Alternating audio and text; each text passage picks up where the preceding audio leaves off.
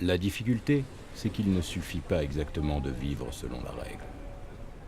En effet, vous parvenez parfois de justesse, d'extrême justesse, mais dans l'ensemble, vous y parvenez à vivre selon la règle. Vos feuilles d'imposition sont à jour, vos factures payées à bonne date. Vous ne vous déplacez jamais sans carte d'identité et la petite pochette spéciale pour la carte bleue. Pourtant, vous n'avez pas d'amis. La règle est complexe, multiforme.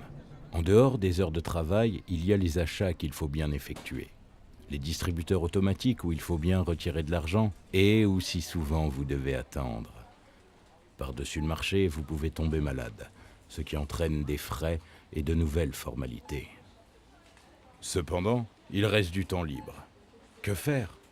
Se consacrer au service d'autrui? Mais au fond, autrui ne vous intéresse guère. Écouter les disques, c'était une solution. Mais au fil des ans, vous devez convenir que la musique vous émeut de moins en moins. Le bricolage, pris dans son sens le plus étendu, peut offrir une voie.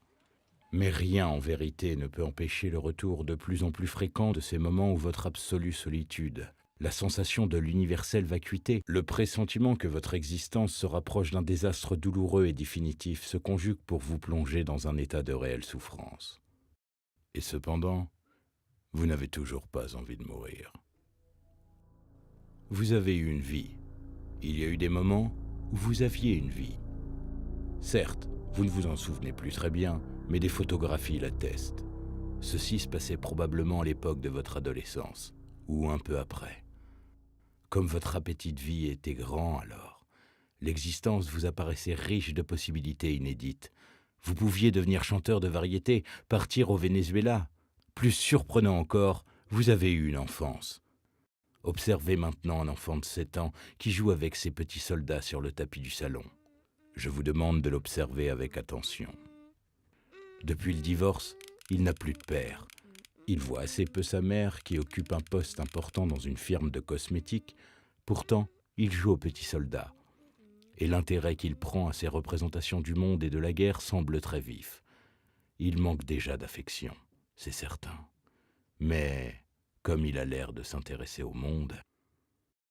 Vous aussi, vous vous êtes intéressé au monde. C'était il y a longtemps. Je vous demande de vous en souvenir. Le domaine de la règle ne vous suffisait plus. Vous ne pouviez vivre plus longtemps dans le domaine de la règle. Aussi, vous avez dû entrer dans le domaine de la lutte. Je vous demande de vous reporter à ce moment précis. C'était il y a longtemps, n'est-ce pas? Souvenez-vous, l'eau était froide. Maintenant, vous êtes loin du bord. Oh oui, comme vous êtes loin du bord. Vous avez longtemps cru à l'existence d'une autre rive. Tel n'est plus le cas. Vous continuez à nager pourtant, et chaque mouvement que vous faites vous rapproche de la noyade. Vous suffoquez, vos poumons vous brûlent, l'eau vous paraît de plus en plus froide, et surtout de plus en plus amère. Vous n'êtes plus tout jeune. Vous allez mourir maintenant. Ce n'est rien. Je suis là. Je ne vous laisserai pas tomber.